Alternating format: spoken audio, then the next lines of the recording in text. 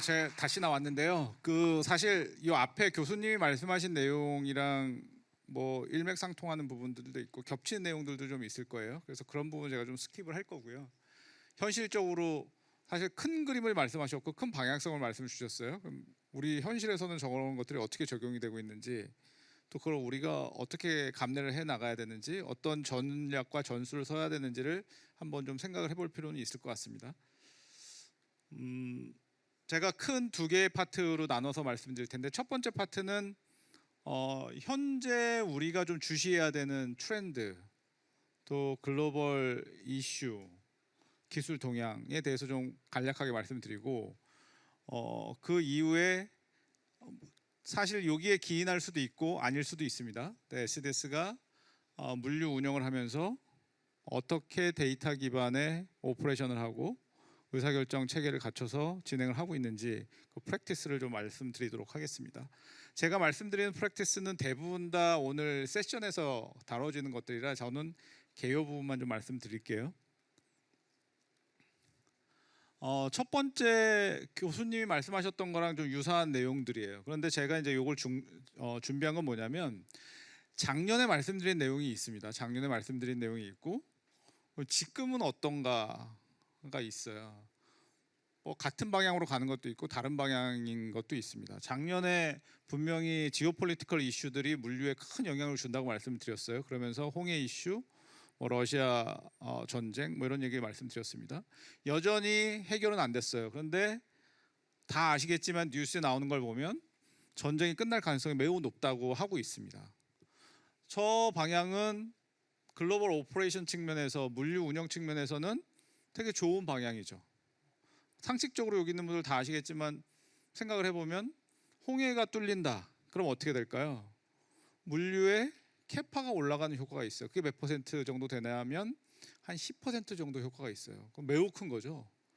물류에서는요, 특히 글로벌 해상 물류, 항공 물류에서는 약간 착각하실 수 있는 게 뭐냐면, 캐파 대비 수요가 5%가 늘면 운임이 5% 올라갈 거라고 기대를 하시는 분들이 계십니다. 그런데 그렇지 않고요. 2배 내지 3배가 올라가요. 그 이유는 그 5%에 해당되는 분은 실을 수가 없어요. 그러면 내가 만약에 비즈니스적으로 매우 크리티컬하면 2배 내고도 실는 거예요. 그래서 5% 정도의 캐파가 부족해도 운임은 2배 내지 3배가 될 수 있다라는 생각을 하셔야 돼요. 그런데 10%가 움직여요. 매우 좋은 방향이죠. 그런데 우리가 좀 더 생각을 해보면, 홍해가 닫혔을 때 어떤 일이 있었냐면, 홍해를 통해서 유럽으로 가던, 아시아에서 출발해서 그게 한 6주 정도 됐을 거예요, 리드 타임이. 그리고 하나의 서비스에 선사들이 한 12척 정도의 배를 넣었었어요. 근데 홍해가 딱 닫히면서 희망봉 돌아가니까 한 2주가 더 걸리죠. 그럼 배가 몇 척이 더 들어가야 되고, 그렇게 돌아가면서 한동안 유럽에 공급이 안 되고 하는 문제들이 있었죠. 그리고 컨테이너의 리포지셔닝이나 이런 것들에 대한 혼란이 있었어요. 반대로 이제 홍해가 딱 뚫리면 12척의 배로 운영하던 배들이 가고 있는데 불구하고 출발지는 계속 일주일에 한 번씩 실어야 돼요. 그러면 홍해를 통해서 가는 배와 희망봉을 통해서 가는 배가 도착지에서 만날 거예요, 분명히. 그러면 그 도착지 핸들링이, 도착지 캐파가 감당을 못할 가능성이 있습니다. 매우 혼란이 생길 가능성이 있어요. 물론 지금 예상컨대 선사들은 조절을 할 가능성이 있죠. 뭘 조절해요? 출발지에 블랭크 세일링을 할 가능성이 있습니다. 너무 한꺼번에 안 넣고 뭔가 이유를 찾아서, 아니면 어떤 이유 때문에, 아니면 선박의 리포지셔닝이나 이런 것 때문에 배를 좀 슬로우하게 움직일 가능성도 있고 블랭크 세일링 할 수도 있어요. 근데 어쨌든 그런 것들에 대한 주시를 하셔야 되는 거죠. 저희도 마찬가지고 화주들도 마찬가지고 우리 수출, 유럽으로 가는 수출 물량 있는 분들은 좀 관심 있게 보셔야 될 포인트 같아요. 그러니까 반드시 좋은 방향만 있지는 않을 거다. 단기적인 혼란도 있을 거다라는 생각을 하셔야 될 거고요. 공급망 재편, 니어쇼어링이냐 리쇼어링이냐, 조금 전에 교수님 말씀 많이 하셨잖아요. 지금 현재는 리쇼어링으로 가는 것 같습니다. 미국으로 가거나, 또는 큰 변화 중에 하나가 멕시코로 전진 배치가 많이 됐던 것들이 다시 아시아로 들어오는 것들이 있어요. 멕시코 관세 때문에. 저게 그 전에는, 작년에 아마 크게 우리 주시해야 될 국가가 멕시코, 동유럽 이렇게 말씀을 드렸을 거예요. 거기로 많이 전진 배치가 되고 캐파가 가고 있습니다. 그러니 물류 측면에서 거기를 어떻게 서포트해야 될지 생각을 해봐야 됩니다. 이런 말씀을 드렸는데 그 멕시코로 갔던 것들이 미국으로 올라가거나 다시 아시아로 오거나 이런 일들이 벌어지고 있습니다. 분명히 과거에 한국가에 집중했을 때 비용 효율적이었던 게 시장 중심으로 가거나 또는 다시 저런 지오폴리티컬 이슈 때문에 리스크 분산 차원에서 여러 생산 기지로 분산이 되는 추세로 가고 있어요. 근데 그 얘기는 뭐냐면 서플라이 체인을 운영하는 복잡성이 많아졌다는 거예요. 의사결정이 훨씬 더 복잡해졌다는 거거든요. 그냥 한 군데서 생산해서 한 군데로 가던 게 여러 군데서 생산해서 여러 군데로 간다. 그럼 복잡도가 2배가 되는 게 아니거든요. 익스포넨셜 증가하는 거예요. 그러면 매뉴얼로 의사결정하기는 정말 어려워집니다.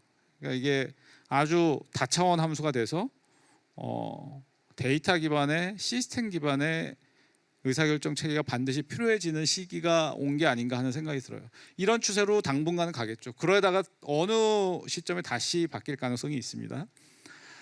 또 하나 우리 관심 있게 봐야 되는 게 선사들의 동맹 재편이 이미 됐죠. 그래서 그거는 뒤에서 제가 그림을 보고 좀 설명을 드릴게요. 이게 왜 우리한테 의미가 있냐면 글로벌 물동에서 뭐 선사가 차지하는 비중이 워낙 커요. 그리고 저기서 받는 임팩트가 한 번 오면 뭐 무지막지하게 크게 옵니다. 그래서 항상 우리가 사용하는 서비스들이 어떻게 달라지고 있는지, 어떤 변화들이 있는지 그걸 보셔야 됩니다. 지금 뭐 가장 크게는 뭐 잘 아시다시피 2M이 깨지면서 MSC는 단독 서비스라고 머스크는 합박과 합쳐져서 제미나이 서비스를 하고 있죠. 그러면서 서비스 방식을 허브 앤 스포크로 바꿨어요. 근데 그런 게 우리 비즈니스에 영향을 줄 수가 있습니다. 왜 그러냐면 그 전에는 내가 보내는 화물이 출발지에서 도착지까지 한 선박으로 갔는데 이제는 허브 앤 스포크로 바뀌면서 말레이시아 탄중 펠레파스나 상해에서 갈아타게 돼요. 그러면 나는 이 배가 잘 가는 줄만 보면 되는데 이제는 갈아타는 선박을 잘 봐야 돼. 갈아타는 선박도 거기서 출발하는 것만 볼 게 아니라 그 전 포트에서부터 잘 오고 있는지도 봐야 돼. 복잡도가 되게 증가하는 거예요. 그런 측면에서 생각을 좀 해보셔야 되고요. 제가 이 하나하나를 다 설명드리지는 않을 거예요. 앞에 있는 거에 좀 디테일입니다. 말씀드렸듯이 홍해 과거에 비해서 지금 현재 통과하는 게 3분의 1이에요. 선박수가. 이거 다시 회복이 될 거예요. 되게 좋은 거지만 도착지 생각을 해보셔야 되고, 러시아 우크라이나 지금 비행기 타고 유럽 가실 때 대한항공 타시면 기존에 11시간 걸리던 데가 14시간 걸릴 겁니다. 그거 러시아 영공 통과 못해요. 물류 측면에서 사실 저거보다는 더 의미가 있는 게 철송이 지금 잘 안 되죠. 근데 철송이 뚫릴 가능성이 있어요. 저거 좋은 방향이지만 단기적으로 전쟁 재건을 위한 물동량이 몰리면서 또 캐파가 부족해질 수도 있어요. 그러니까 그런 생각도 좀 해보셔야 되고, 말씀드렸던 그 지금 현재 그 미국에서의 관세는 크게 뭐 4가지로 지금 진행되고 있습니다. 하나는 보편 관세, 다 그냥 나는 올릴 거야. 특정 국가, 뭐 아시다시피 멕시코, 캐나다, 중국 거기에만 집중적으로 관세를 매길 거야. 또 특정 제품, 뭐 철강, 알루미늄. 그 다음에 뭐 상호 관세, 이제 뭐 상호 관세를 보고 레벨을 맞출 거야. 그런 일들이 벌어지는데 그게 그냥 단지 그런 무역에서의 어떤 제도 정책, 뭐 세관 그리고 관세 이걸로 끝나는 게 아니라 물동의 변화를 주도합니다. 작년에 바이든 행정부에서 중국 관세 올린다고 그러니까 프론트 로딩이라고 하죠. 그냥 선행선적을 많이 했어요. 그러면서 캐파가 몰리고 적체도 생겼지만 운임도 쭉 올라갔었어요. 제가 좀 이따 한번 그래프 보여드릴게요. 선사들 이렇게 지금 재편이 됐죠. 아까 말씀드렸듯이 2M이 없어지면서 MSC 그리고 머스크는 제미나이로 갔고, D 얼라이언스가 프리미어 얼라이언스로 바뀌었고, 저 프리미어 얼라이언스는 MSC랑 유럽향에 대해서 선복 공유를 하고 있어요. 여기 잘 보시면 요 포션이 이제 30% 아래로 떨어졌잖아요. 그게 이제 아까 말씀드렸던 장표에 있었던 CBER이 폐지되면서 그런 건데, CBER이라는 게 저런 특정 인더스트리에서 몇 개의 기업들이 경쟁을 해치는 구도로 뭔가 협업을 하는 걸 못하게 하는 법이 있는데, 유럽에서 그 법의 해상 운송은 예외 적용을 받았었습니다. 근데 이제 그게 없어졌어요. 그러니 선사들이 만약에 MSC와 머스크가 계속하고 있었다 그러면 30% 훨씬 넘을 거거든요. 그러면 제재받을 가능성이 있으니까 그걸 깨고 이제 다른 방식으로 가는 거죠. 그래서 저런 아까 말씀드렸듯이 우리가 어떤 사용하는 선사들이 어떤 서비스 재편을 하는지도 보셔야 되고, 이게 요즘은 가장 뜨거운 얘기인데 중국에서 만든 선박이 미국에 들어오면 입항할 때마다 입항료를 받을 거야. 하나, 중국 선사가 들어오면 또 입항료를 받을 거야. 중국 선박을 많이 가지고 있는 선사가 들어오면 입항료를 받을 거야. 이렇게 돼 있어요. 세 가지가 있거든요.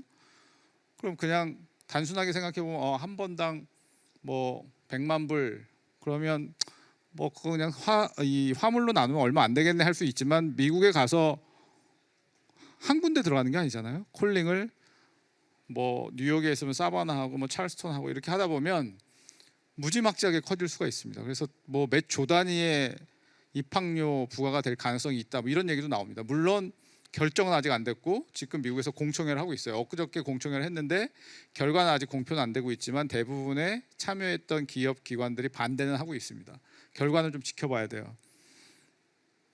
이제 관심이 많아지겠죠. 이런 게 과연 선사별로 중국 선박을 얼마나 가지고 있는 거야. 그럼 내가 앞으로 실을 때 어느 미국향은 어느 선사는 실으면 안 되겠네 라는 생각을 하실 수밖에 없을 거예요. 물론 선사들이 그냥 저 비율대로 뭘 하지는 않을 거예요. 분명히 중국 선박들을 미국향에서 빼고 뭐 다른 데 중남미에다 넣고 또 한국에서 만든 배는 미국향에다 넣고 뭐 이렇게 좀 재편이 있을 가능성이 있습니다. 어쨌든 지금 어떻게 될지 모르는 게 큰 리스크예요. 그러니까 저걸 어떻게 준비해야 되지 하는 고민들 좀 하셔야 되는 거고요. 그리고 결국은 여기에 부과되는 입항료들이 그럼 어떻게 물류회사에 또 화주한테 전가될까, 이것도 되게 초미의 관심이긴 합니다. 그래서 앞으로 좀 지켜보셔야 되는, 또 저희 입장에서도 계속 지켜봐야 되는 포인트라고 생각이 듭니다. 이런 것들이 작년에 보여드렸던 그래프인데요. 앞에 말씀드렸던 저런 하나하나들이 어떻게 보면 글로벌 공급망을 운영하는 입장에서는 불확실성 자체도 리스크입니다. 리스크로 다가오고, 그 리스크는 분명히 뭘로 우리한테 결과적으로 나타나냐면 코스트로 나타나요. 그래서 이게 지난 한 17년간의 리스크들을 한번 뿌려본 거고, 그 리스크에 따라서 코스트가 얼마나 들었는지를 그냥 해상 운임 가지고 한번 매핑해 본 거죠. 작년에 보신 분들은 기억나실 거예요. 그래서 과거 코로나 전까지는 좀 슬로우했어요. 뜨문뜨문 발생했고 영향이 없진 않았습니다. 그리고 이 진폭이 그래 크지 않았어요. 그냥 올라갔다 내려간 게 우리가 감당할 수 있는 정도였어요. 근데 코로나를 딱 겪으면서부터는 한번 보세요. 저희가 이거 억지로 뭐 많이 넣은 건 아니거든요. 실제로 저렇게 자주 발생하고 있어요. 지금 뭐 거의 한 분기에 한두 개씩 막 생기는 것 같아요. 이슈가. 그리고 그 임팩트가 엄청 커요. 그때 이제 제가 드렸던 말씀 중에 기억이 나는 게 뭐냐면, 그럼 앞으로도 저런 리스크가 많이 발생할 텐데 저 리스크의 강도, 임팩트의 크기를 우리가 어떻게 감을 좀 잡았으면 좋겠냐. 제가 말씀드린 건 두 가지 포인트를 두 가지 포인트네요.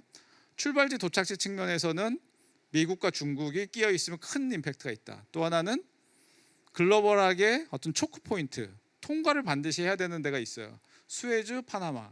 거기가 연관된 리스크면 또 엄청나게 크게 영향이 있을 겁니다. 이렇게 말씀드렸어요. 지금 그러고 있거든요.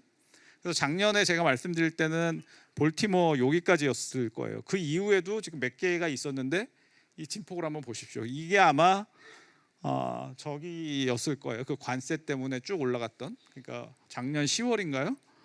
그 미국의 관세가 미국에서 중국에 관세 부과한다는 얘기가 있으니까 관세 부과되기 전에 물량들이 왕창 몰렸죠. 그래가지고 운임이 쭉 올라가고 캐파 부족하고, 그게 끝나고 나니까 또 쭉 떨어지고, 그러니까 그런 일들이 앞으로도 비일비재할 것 같습니다.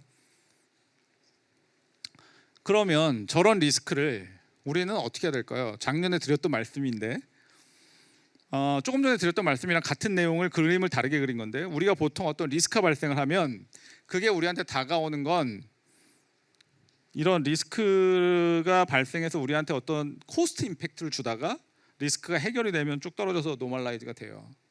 그러니까 이게 바로 이 크기가 리스크 때문에 발생한 코스트라고 보시면 될 겁니다. 코스트가 쭉 발생을 하죠.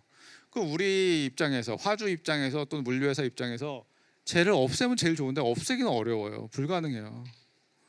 그럼 어떻게 해야 되냐면 이 각 회사별로 이게 크기가 다를 거거든요. 얘를 이렇게 만드는 거예요. 어떻게 만들어야 될까를 생각해 보면 결국은 얘가 정상화되는 시간을 빨리 당기고 얘가 우리한테 받는 크기를 줄이는 거죠. 이게 결국은 뭐냐면요. 데이터 기반으로 센싱을 빨리 하고 대응 방안을 빨리 찾는 거예요. 늦게 찾고 늦게 대응하면 그만큼 커지는 거거든요. 우리가 만약에 이런 리스크가 있을 걸 앞에서부터 알았다. 그럼 뭔가 준비하고 있었을 거예요. 왜 그러냐면 옵션이라는 건 여러 개가 있거든요. 퍼스트 옵션, 세컨드 옵션, 서드 옵션인데 퍼스트 옵션이 제일 쌀 가능성이 커요. 근데 퍼스트 옵션은 누가 다 가져가요. 빨리 안 하면. 그럼 그 다음에 좀 늦게 하면 세컨드 옵션으로 가요. 서드 옵션으로 가요. 그럼 서드 옵션에 가면 너무 비싸지는 거죠. 그러니까 그런 거예요. 선박 같은 경우 뭐 내가 태우기가 어려워. 그러면 다른 선사 부킹 아니면 뭐 철수성 뭐 이런 거 알아보다가 결국은 안 되면 어떻게 가요? 비행기 태우는 거예요. 그럼 비행기 태우면 배로 가는 것보다 20배 비싸요. 그러니까 그런 식이 되는 거거든요. 그러니까 얼마나 빨리 준비할 수 있느냐. 또 하나 미리 알면 재고를 그럼 도착재 좀 많이 가져가지 하면 해결 방안이 훨씬 더 우리가 감당할 수 있는 수준이겠죠. 그런 식의 대응을 해야 되는데 이게 사실 이론적으로 이런데 쉽지 않은 게 물류가 이렇기 때문에 그래요. 물류는 한 회사가 하기가 어려워요. 그러니까 여러 회사가 걸려 있거든요. 선사, 물류회사, 트러커, 통관사, 뭐 관세청, 터미널, 뭐 드레이지 컴퍼니, 뭐 레일 컴퍼니, 창고 회사 다 걸려 있습니다. 시스템이 다 다르고요. 운영하는 방식이 다르고 레벨이 달라요. 그걸 다 통합해 가지고 보는 게 되게 쉽지 않은 일이어서 물류가 여태까지 쉽지 않았었고 더군다나 많은 데이터들이 이렇게 남아 있지 않고 이렇게 서로 커뮤니케이션 되는 게 많아요. 이메일, 버벌 커뮤니케이션. 그러니까 저런 것들이 데이터화 돼서 의사결정하기가 되게 어려운 거죠. 그러니까 저걸 하는데 최근 들어서 그나마 우리한테 조금 도움이 더 되는 게 뭐냐면 얘네들이에요. 제너러티브 AI가 나오면서 좀 도움이 되고 있습니다. 그래서 오늘 케이스에 저희가 알려드릴 게 다 제너러티브 AI는 아니고요. 과거부터 이미 우리가 IT 기반의 어떤 알고리즘으로 어떤 로직으로 해결하던 것들이 있어요. 그런 것들을 우리는 뭐라고 그러냐면 어널리티컬 AI라고 해요. 어널리티컬 AI로 할 수 있는 영역이 있고 이미 그 제너러티브 AI가 그걸 서플리멘트 한다, 보완해준다, 컴플리멘트 한다, 뭐 이렇게 좀 생각을 해주시면 될 것 같아요. 그래서 최근에 제네 AI가 나오면서 트렌드들이 조금 더 이론에서부터 현장 적응성이 높아지는 방향으로 가고 있어요. 현장 적용력이 높아지는 방향으로. 과거에 요걸 한번 이 그래프도 되게 재밌는데요. AI라는 게 있었습니다. 뭐 머신러닝도 있었고 딥러닝도 있었고 뉴럴넷도 있었어요. 그리고 여러 가지 최적화 알고리즘도 있었어요. 그런 것들을 실무에 적용을 많이 했었어요. 근데 그 적용한 수준이 한 50 정도 수준에서 왔다 갔다 하고 있었잖아요. 그런데 제너러티브 AI가 나와서 쭉 올라가면서 같이 쭉 올라갔어요. 왜 그럴까요? 제너러티브 AI가 얘를 적용하기 용이하게 해주는 게 있어요. 도와준 게 있어요. 촉매 역할을 한 거예요. 사용하기도 좋게 만들고 데이터도 만들기 좋게 해주고 해석도 좋게 해주고 그런 순 효과가 생겼어요. 이게 컨설팅 컴퍼니에서 조사한 건데 제너러티브 AI가 나오기 전에는 이러한 분야들 논리적 사고, 문제 해결, 자연어 뭐 이런 것들이 야 앞으로 한 20-30년 있어야 돼 라고 했지만 지금 보니까 훨씬 빨라졌어. 이제 바로 몇 년 후에는 이게 될 것 같아 라는 인식으로 바뀌고 있어요. 왜 그럴까요? 사람이 판단하던 영역을 제너러티브 AI가 도와주기 시작했거든요. 그러니까 이게 좀 더 빨라질 것 같은 생각이 들었어요. 저는 제일 의미 있는 것 중에 하나가 이거라고 봅니다. 현장에서는 사실 이런 기법 어널리티컬 AI가 과거부터 있었어요. 근데 왜 어렵냐면요. 저게 현장에 있는 사람들이 실무를 하는 사람들이 저걸 쓰기가 어려웠어요. 쓰기가 어려웠다는 건 저 로직을 이해하고 파라미터를 튜닝하고 데이터를 준비하고 하는 게 어려웠고 프로세스가 바뀌고 상황이 바뀌었을 때 그거를 다시 업그레이드하고 파라미터 튜닝하는 게 매우 어려웠거든요. 얘가 도와줘요. 이제 제너러티브 AI가 도와주게 됐어요. 더 쉽게 내가 말하는 걸 그 용어로 바꿔주고 결과 나온 걸 내가 알아들을 수 있는 포맷으로 또 그런 설명으로 바꿔줘요. 그러니까 전문성이나 비용은 되게 좀 낮아지고 있어요. 전문성이 없어도 쓸 수 있게 가고 있고, 효과는 그러다 보니까 커져요. 생산성이 올라갈 수 있는데 컨트리뷰션이 커지는 방향으로 갑니다. 저기 지금까지 제가 드렸던 말씀들을 그러면 저렇게 글로벌 시황이 어떻고 비용이 나올 수 있는 리스크들 때문에 우리가 항상 모니터링 해야 되고 데이터 기반으로 뭔가를 해야 돼라는 생각과, 저런 IT 툴이 있다는 생각을 가지고 저걸 그 다음에는 뭘 좀 생각을 해보시는 게 좋겠어요. 내가 가서 지금 AI 공부해야지. 좋습니다. 그것도 시간이 되게 오래 걸려요. 뭐 또 어널리티컬 AI 공부해야지. 그것도 시간이 오래 걸리고 힘들어요. 대학을 다시 가실 수도 없고 뭐 여러 가지 힘들어요. 그럼 뭘 해야 되냐면 유스 케이스를 보시는 거예요. 남들이 어떻게 했는지 봐야지. 유스 케이스를 보면 왜 도움이 되냐면 그 케이스의 비즈니스 시나리오는 내가 이해할 수가 있거든요. 저런 경우에 AI를 적용하면 저렇게 된다고? 저런 경우에 솔루션이 저렇게 적용하면 된다고? 솔루션 디테일은 몰라도 돼요. 그 유스 케이스를 잘 보신 다음에 그럼 내가 비슷한 상황이야. 그러면 젠 AI 같은 걸 써서 한번 물어보세요. 나는 어떻게 쓰면 돼? 또 다른 회사 이렇게 썼다는데 그 툴 못 썼지? 보시고 한번 제일 좋은 건요. 여기 컨퍼런스 오셨으니까 SDS를 부르세요. 그럼 저희가 가서 같은 유스 케이스네요. 이렇게 하시면 됩니다라고 도와드릴 수 있습니다. 사실 컨퍼런스를 하는 이유도 그런 거고요. 제가 그런 케이스를 좀 몇 가지 말씀드릴 텐데 그 전에 개요 측면에서 말씀드리면 우리가 어떤 데이터 기반의 물류 대응을 한다. 데이터 기반의 오퍼레이션을 한다. 그러면 저렇게 크게 세 덩어리가 돌아가는 거예요. 일단은 제일 중요한 시작이라고 볼 수 있습니다. 오퍼레이션이 시스템으로 돼야 돼요. 저 시스템이 중요한 게 아니에요. 뭐가 중요한 거냐면 데이터 때문에 그래요. 데이터가 안 만들어져요. 시스템으로 운영을 안 했을 때는 데이터가 생기기가 매우 어렵습니다. 누군가 계속 수작업으로 엑셀 관리를 하면 좋은데 엑셀 관리의 단점 뭐냐면 데이터가 유지되기가 어려워요. 모디파이가 될 가능성이 있고, 또 하나는 업데이트된 게 유지되기가 어려워요. 그래서 우리가 보통은 이제 뭐 이렇게 여러 부서에서 엑셀로 이렇게 공유를 하잖아요. 제일 문제는 뭐냐면 처음에 공유할 때는 그게 괜찮아요. 공유하고 난 다음에 뭘 고치는 순간 이제 깨지는 거예요. 그래서 어려워요. 시스템 기반의 운영이 그래서 매우 중요합니다. 그 다음에 알고리즘, 로직, 시스템에서의 어떤 최적화 기법, 이런 데이터 분석 역량이 되게 중요합니다. 이거 어려웠어요. 모든 회사가 가지고 가기가. 요즘은 조금 용이해진 게 아까 말씀드렸듯이 젠 AI가 도와줄 수 있습니다. 근데 그거마저도 유스 케이스를 많이 보셔야 되고, 또 하나는 쉽지 않을 수 있어요. SDS한테 물어보세요. 그러면 저희가 도와드릴게요. 요 부분 중요한 요소고, 그렇게 되면 의사결정이 가능합니다. 의사결정 사실은 데이터가 없어도 할 수 있어요. 그런데 의사결정을 데이터 없이 했을 때 문제는 확률 게임이거든요. 그냥 뭐 우리 말로 그러죠. 그냥 통박, 겐또 뭐 이런 걸로 하는 거예요. 그럼 그 확률이 낮아요.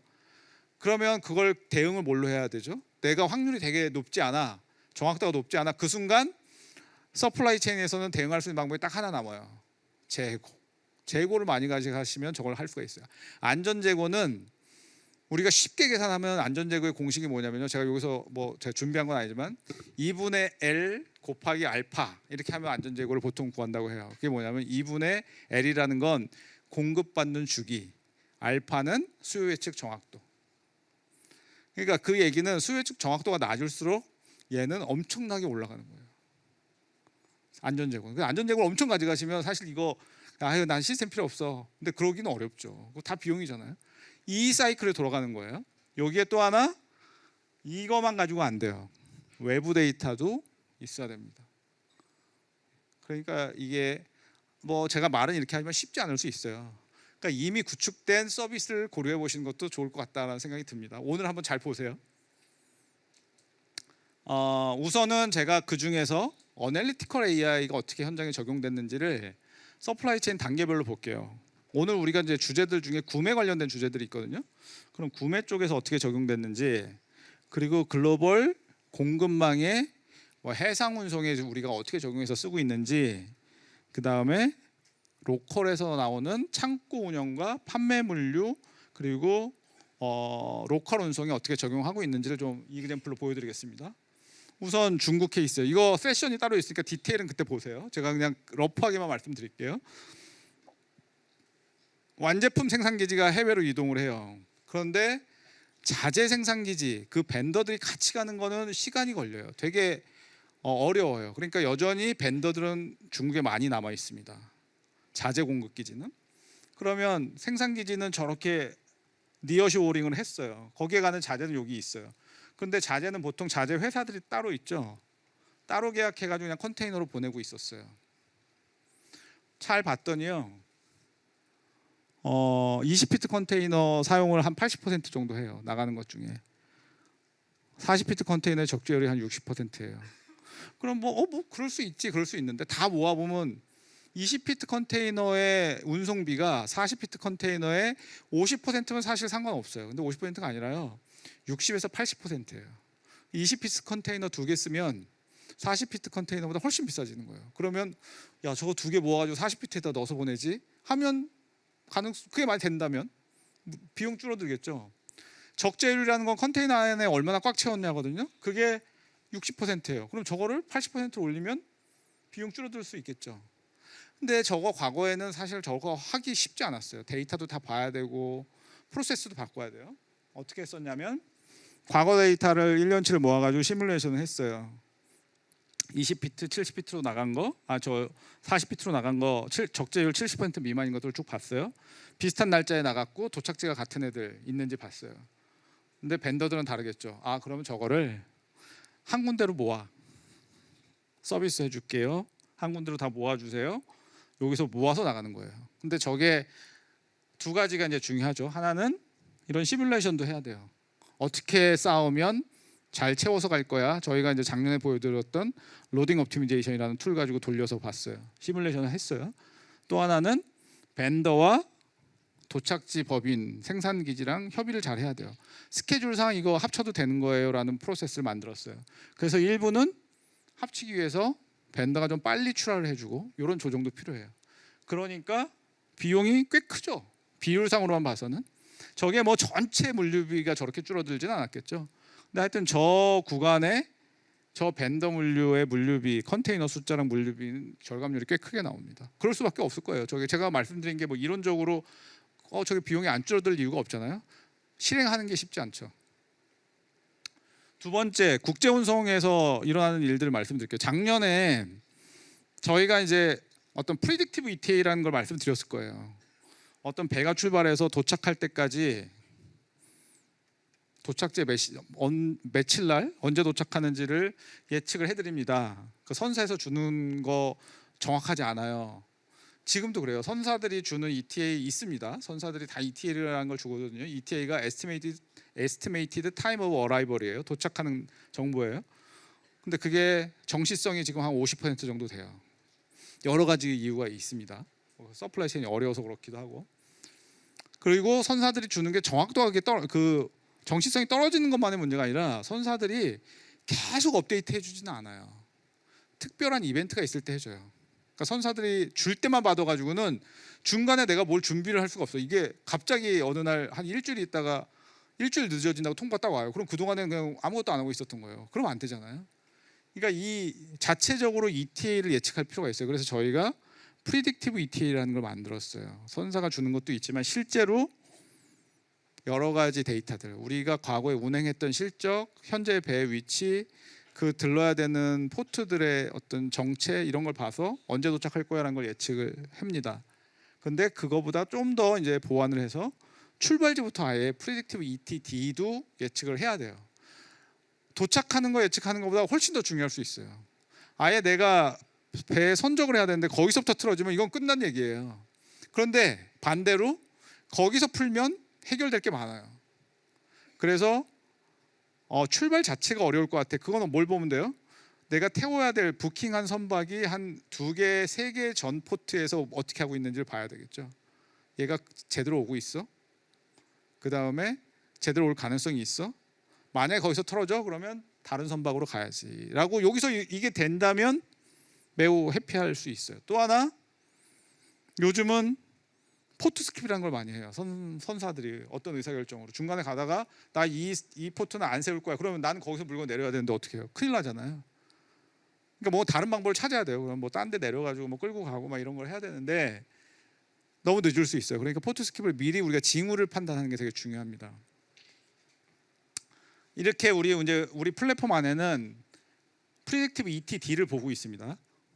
언제 출발할 거예요? 그거는 여기 아까 말씀드린 대로 선적항 도착 3개 전 포트부터 봐요. 그래가지고 이거는 언제쯤이면 얘는 우리가 출발시킬 수 있어라는 걸 예측을 계속 하고 있는 거예요. 또 도착지는 그때 말씀드렸듯이 ETA, ETB도 봐요. ETA가 Estimated Time of Arrival, ETB는 Berthing. 실제 그 근처까지 갔지만 터미널에 접어내가지고 물건 내릴 수 있는 상태가 되는 거야. 요 타임도 봅니다. 그건 어떻게 봐요?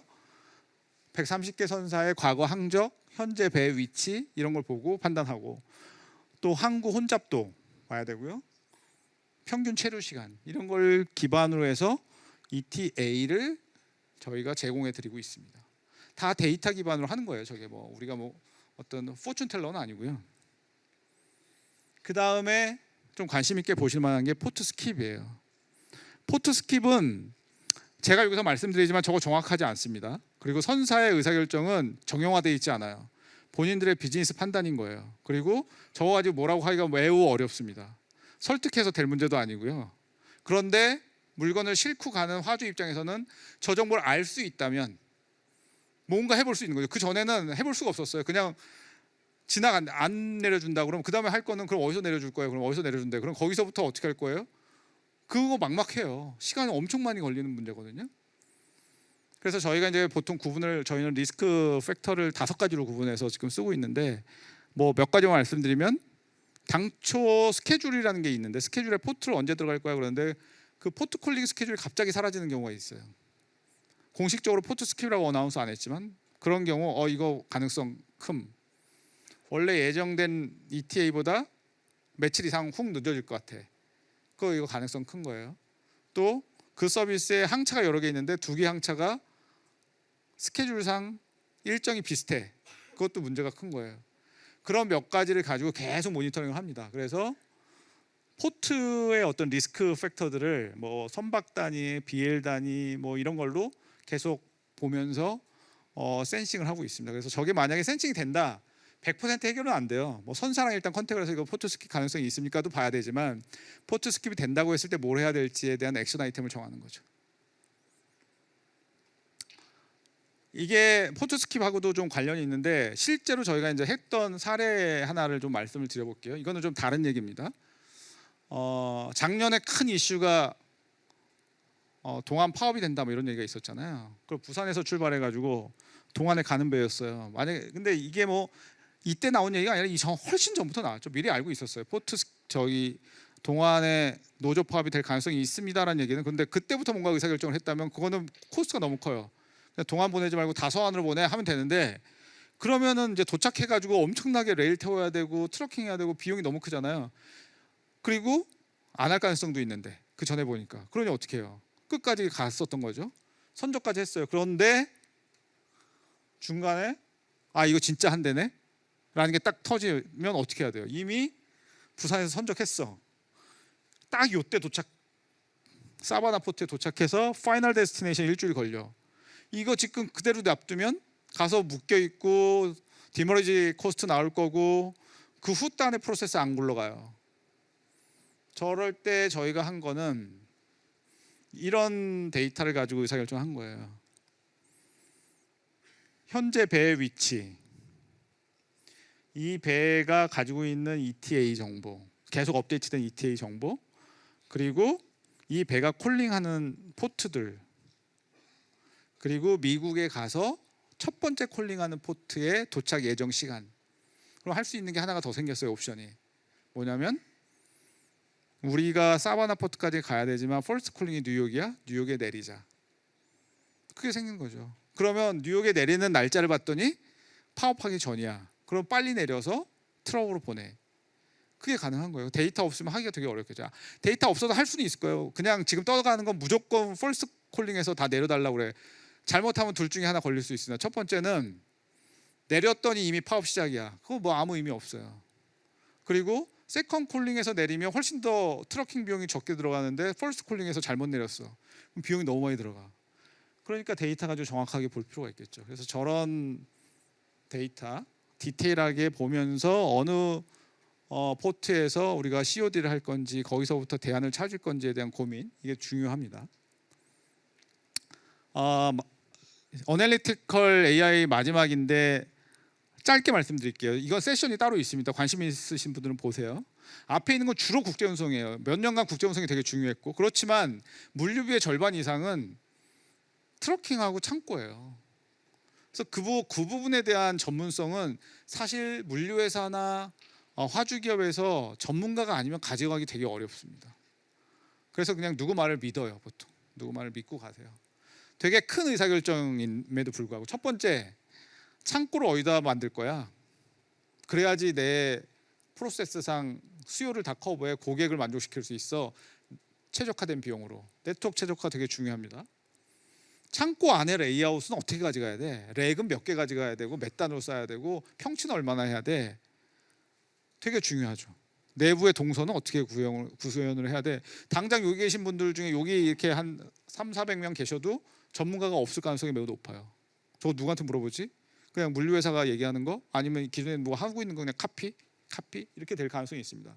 또 하나, 그렇게 해서 의사결정이 되고 나면 그 다음에는 운송 비용을 어떻게 낮춰야 돼? 저렇게 되고 난 다음에 트럭을 각자 보내? 아니면 묶어서 보내? 그럼 서비스 만족도 높아져? 이 고민해야 돼요. 콘솔, 창고에 각 프로세스별로 사람은 몇 명 투입해야 돼? 운영해보면 나오죠. 근데 운영하기 전에 저런 의사결정을 해야 된다. 그래서 저희가 이제 이런 각각에 대해서 전문가들이 이용하는 툴, 기법, 로직, 그리고 경험을 가지고 첼로 옵트라는 모듈을 만들어서 쓰고 있습니다. 저거는 뭐 고객한테 막 오픈하는 건 아니고요. 저거에 있다고 해서 고객이 막 쓸 수 있는 건 아니고요. 어려워요. 그래서 쉽진 않아요. 그런데 훨씬 더 짧은 리드 타임에 저희 LCDS에 있는 컨설턴트들이 같이 도와드릴 수가 있어요. 저런 의사결정 해야 된다 그러면 저 옵트를 가지고 와서 뭐 그렇게 길게 안 걸릴 거예요. 보통은 그 전에는 저런 프로젝트를 하면 컨설팅 회사 불러가지고 3개월 6개월 막 이런 거 했거든요. 저거 이제 몇 주 작업하면 돼요. 뭐 한 1~2주 작업하면 어느 정도 답이 나올 수가 있습니다. 그래서 저렇게 하고 안 하고는 사실 큰 차이가 있어요. 의사결정에 대한 자신감도 다르고 설득력도 다르고. 그래서 저희가 이거는 뭐 이런 화면이 이 실제 창고에서 트러킹해서 나갈 때 컨솔리데이션이 가능한 데스티네이션이 어디야? 라는 걸 이제 해본 시뮬레이션이고, 저런 것들이 뭐 될 수 있습니다. 저렇게 컨솔리데이션 가능한 데가 나오면 그걸 묶어서 밀크런 이제 플래닝, 라우터 플래닝 같은 걸 할 수 있겠죠. 오늘 세션이 있으니까 한번 들어보시기 바랍니다. 그 다음이 제너러티브 AI예요. 제너러티브 AI는 저희는 이게 정답은 아닙니다. 저희 유스 케이스를 제가 말씀드리는 거예요. 저희가 크게 세 군데 포인트에 중점을 둬서 하고 있어요. 하나는 데이터 추출. 데이터 추출이라면 쉽게 시스템으로 인터페이스 받아서 할 수 있는 정형화된 데이터가 아닌 경우에 추출하는 데 도움을 받는다. 그 다음에 사용자와 인터랙션, 사용자와 커뮤니케이션을 쉽게 한다. 자연어 기반으로. 그게 인풋이든 아웃풋이든. 그 다음에 분석하는데 좀 서포트를 한다. 그러니까 분석을 100% 얘를 통해서 하는 게 아니라 여기 어널리티컬 AI가 커버하기 어려운 영역 또는 레포팅 방식, 이런 부분들에 대해서 저희가 적용을 해서 쓰고 있고, 그 사례를 몇 가지 보여드리겠습니다. 데이터 자동 추출, 저희가 업무할 때 보면 데이터를 뽑아야 되는 경우들이 꽤 있어요. 그런 것들을 뭐 UI로 들어가서 막 뽑을 수도 있습니다. 그런데 그거는 UI를 미리 준비해 놔야 되는 거거든요. 그래서 우리가 자연어 기반으로 데이터 추출하는 것들을 적용해서 운영자들이 데이터 추출을 자연어 기반으로 할 수 있게 돼 있어요. 근데 그게 좀 더 고도화되면 고객들이 이제 할 수 있게 오픈할 생각이에요. 그래서 그런 게 돼 있고, 또 하나는 아까 말씀드렸듯이 지금 데이터들이 아직도 페이퍼에 있는 것들이 있거든요. 뭐 POD, Proof of Delivery 이런 거 뭐 페이퍼로 돼 있는 경우도 있습니다. 그것들을 OCR로 보통 읽어서 하는데, OCR에도 제너러티브 AI를 적용해서 좀 더 많은 범위의 데이터들을 쉽게 추출할 수 있게 지금 적용하는 걸 하고 있고, 또 하나 내부에서 저희가 여러 가지 뭐 운영을 하다 보니까 고객 서포트도 해야 되고 저희 의사결정도 해야 되니까 뉴스들을 많이 봐요. 근데 모든 사람이 그 뉴스를 어떻게 검색을 해서 보겠습니까? 너무 많잖아요. 그래서 제네AI가 뉴스들을 쭉 스캐닝해가지고 우리한테 필요한 것만 딱 뽑아서 레포팅을 딱 해줍니다. 자동으로. 그러면 저거만 보면 돼요. 몇 가지만.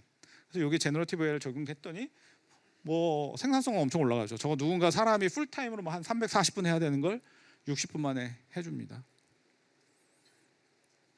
이게 어떻게 보면 작년에 이제 핵심 내용이었을 거예요. 리스크 센싱이.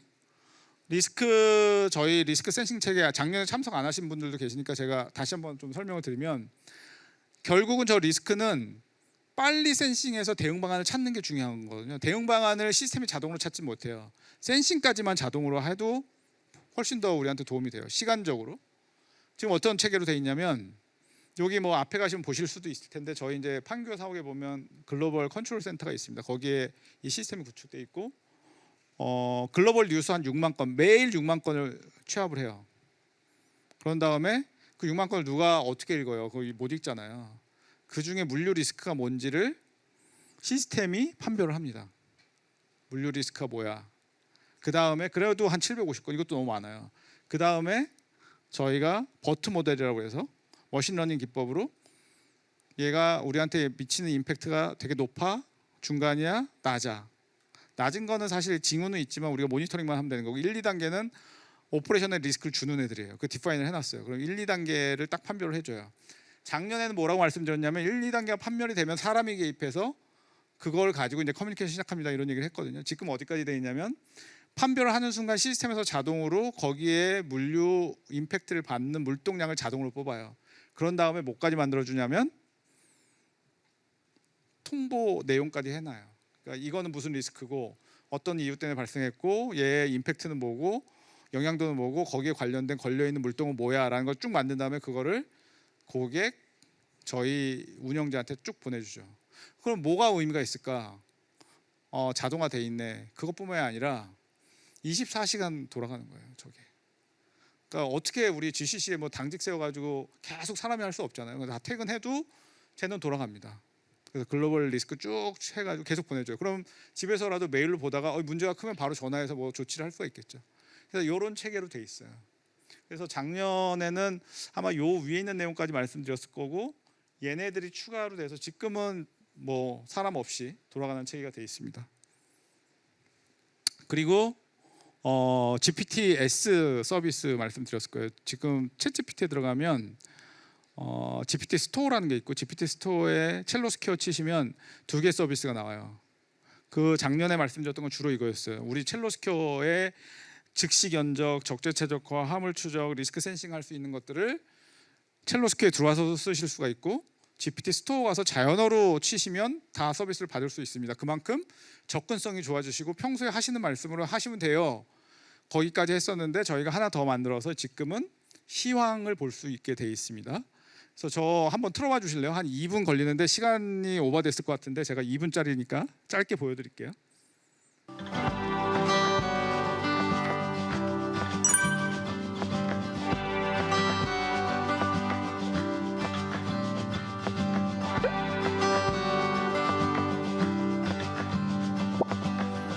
그냥 이거는 챗 GPT한테 물어보는 거예요.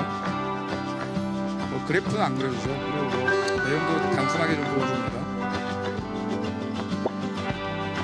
저희가 마켓 인텔리전스 정보를 넣어놓고 GPT-S랑 연결을 해서 API 같은 걸 개발을 해놨어요.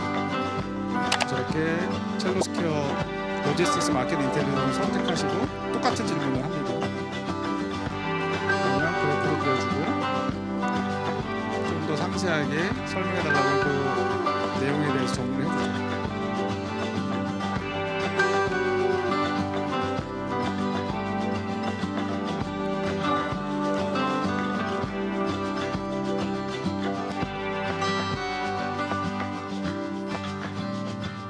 원인 분석도 할 수가 있고요.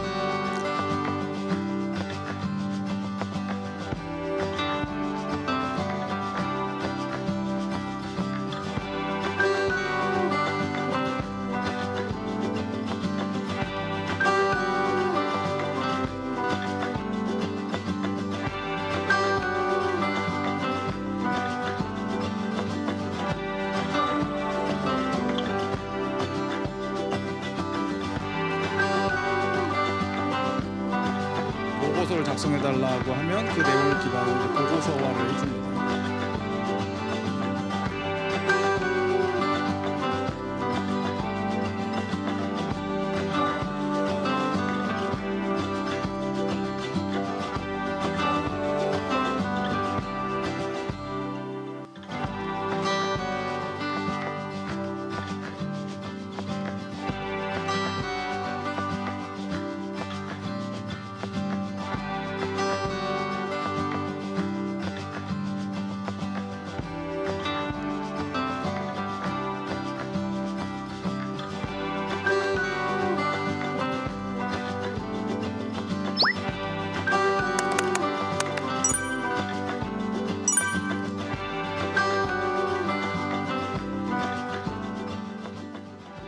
저희가 가지고 있는 컨텐츠, 가지고 있는 정보, 데이터, 그리고 그거를 원인 분석, 마켓 인텔리전스 정보를 챗GPT랑 연결을 해놓은 거예요. 그래서 챗GPT로 들어오셔서 그냥 쓰신 건데, 저희가 이제 하반기에 생각하는 건 요거 포함해서 과거 했던 것들을 챗GPT까지 안 가시고 첼로스케에 들어와서도 그대로 쓰실 수 있게 해보려고 준비하고 있습니다.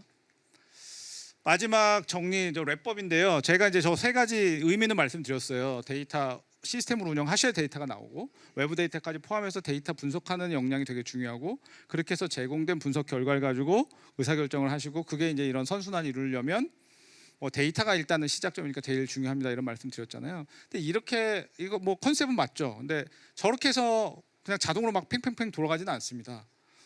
저거를 운영해주는 컨트롤 타워라는 게 또 되게 중요해요. 컨트롤 타워라는 건 뭐냐면, 물류 전반에 대해서, 그 물동량 전반에 대해서 비즈니스 프로세스를 알고 그거를 저 의미 해석을 하고 그 의사결정을 이런 데이터를 가지고 할 수 있는 사람이 필요해요.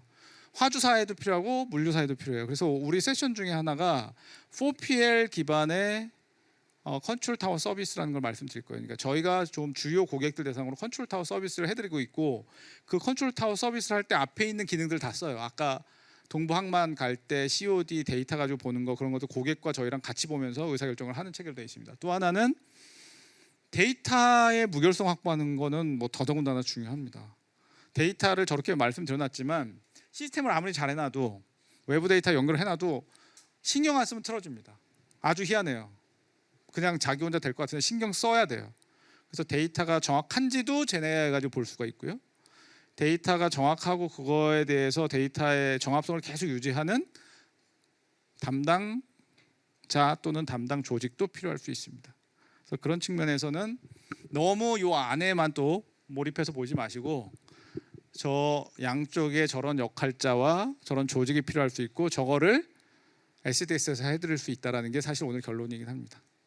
네, 뭐 제가 장시간 말씀드렸는데 들어주셔서 감사드리고, 오늘 말씀드렸던 내용들이 세션에 있으니까 한 번씩 잘 들어보시고 유스케이스로서 한번 판단해 보시고, 또 SDS와 같이 일할 수 있는지 좀 검토해 주시기 바랍니다. 감사합니다.